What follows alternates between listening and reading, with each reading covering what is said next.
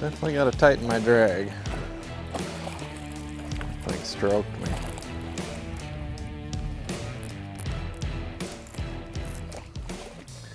Lock her up. First one, the DT Fat. It's kind of a sleeper bait in the Rapple lineup. Doesn't get talked about much. It's a pretty little bass, but that's the DT3 Fat. It's a lot different than the rest of the DTs. It has a whole new body. You can see how wide it is. What that does, it's a lot of balsa there. That makes that bait super buoyant, and it's got a square bill on it, so it's really a killer around wood. That square bill deflects really nice, and then that thickness of the body adds a lot of buoyancy. So when you do kind of get a little bit hung up on wood or rock or whatever, you can throw some slack in your line, and that bait's got a lot of buoyancy. It'll float up out of whatever you're snagged in, just kind of really more of a four-wheel drive crankbait. And it's still balsa, so you know, it's kind of a lot like those old school custom square bill balsas that you see around. But the nice part is it's made by Rapple, so it's super consistent bait. Their balsa is pretty much the same in every one of them. Or those homemade jobs are super inconsistent. You know, you get one that's really good and a bunch that ain't, and you know, you get one like that, you get so worried about breaking it off, it makes you not want to throw it where you got to throw it to catch the fish. And this one, I know if I break it off, I can pull another one right out of the box and tie it on, and it's going to be good to go. Yeah, we're just targeting wood right now. Square bill crankbait's one of the best ways to do it as far as a reaction bait goes. You know, you could definitely flip all this wood, but as you see, we got, you know, a lot of laydowns in front of us. If you took the time to, you know, stop and flip all this, it'd take you quite a bit of time to go down this bank. And with a square bill, I can, you know, keep the trolling motor moving and making a lot of casts, different angles, and you know, try to get that reaction strike. And there's a lot of times where, you know, a jig's a good bait on laydowns, don't get me wrong, but there's a lot of times that a crankbait will just catch you a fish that won't bite a jig. You know, the jig's good falling to the bottom, and if the fish are positioned on the bottom, it's a good way to catch them. But there's a lot of scenarios, especially in these laydowns coming off the bank, where, you know, that tree might be hanging a couple feet off the bottom, and those fish are going to relate to that wood.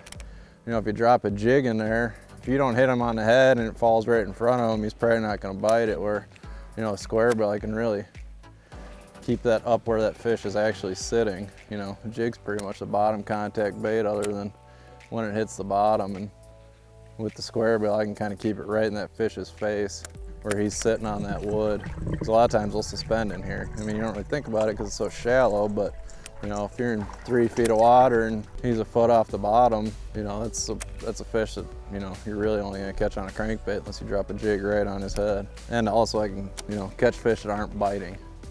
That jig works great, Texas rig, whatever, if they're snapping, if they're actively feeding. But where this crankbait comes in is, you know, catching all those other fish that are sitting in there that, you know, might be in a negative or neutral mood, not real fired up. I can bounce this off a piece of wood and get that crankbait to kick out in front of them and, you know, trigger a reaction strike. But this is heavier duty you're cranking, bigger line, not really worried about max running depth. I'm making real short casts. I mean, my crankbait's probably never gonna get more than 2.5 feet down on the way back to the boat, but that's all right. I think most of the fish are sitting higher up than that anyways right now, so just trying to, you know, I'll make a lot of casts at a log versus, you know, a jig. I'm gonna pitch it in the middle and maybe on the outside and keep going. If there's a real good piece of cover, I'll take a few different angles at it. If someplace I think there's a bass, I'll take a few different angles at it and,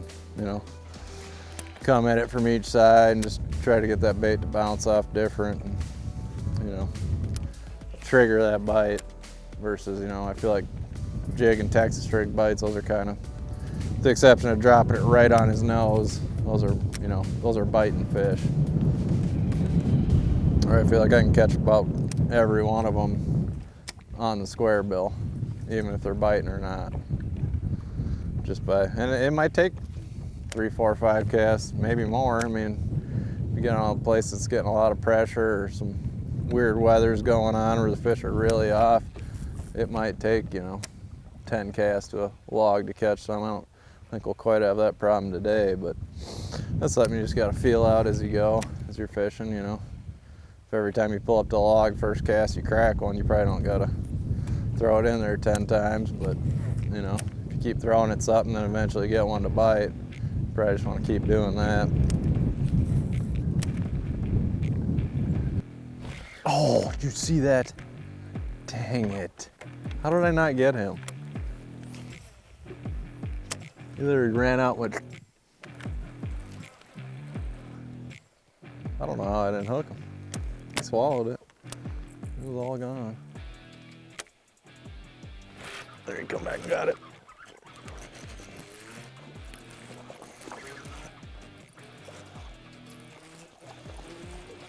I don't know if that's the same one. I barely got it. We're gonna swing them anyways. Pretty one though. God, these don't look like this in the fall. Dang it, them spring colors going. Super pretty one. Nice chunk on the square bill.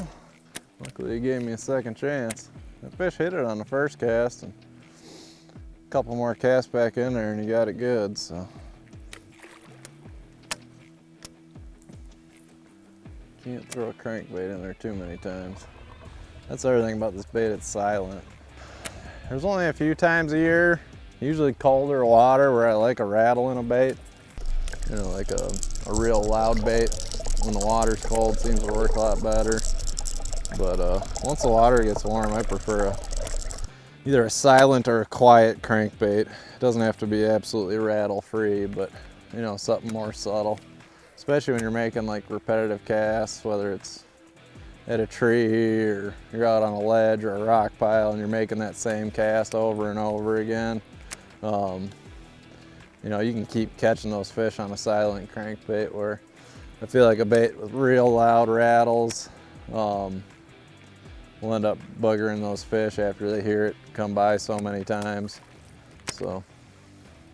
The rattles, like I said, colder water, they seem to really like them. Pre-spawn for sure. That's when your wiggle warts and your lipless style baits, really loud, aggressive baits seem to trigger those fish for some reason. The rest of the year, I prefer a quieter bait, just because I think I can keep fishing it in there longer and keep getting bites, where a loud bait, I think you're gonna catch them on the first cast in there or not at all, and I think you can do more damage with a loud bait than you can good, other than catching the first one out of there. But something like this, where I'm gonna make a couple, 2, 3, 4 casts, the same piece of cover, I prefer a silent bait. It doesn't burn them out, you know what I mean? I can keep, especially offshore, got a school out deep, I can keep throwing a quiet, I'm not gonna say silent, but a quiet bait, repetitive at them without really running them off.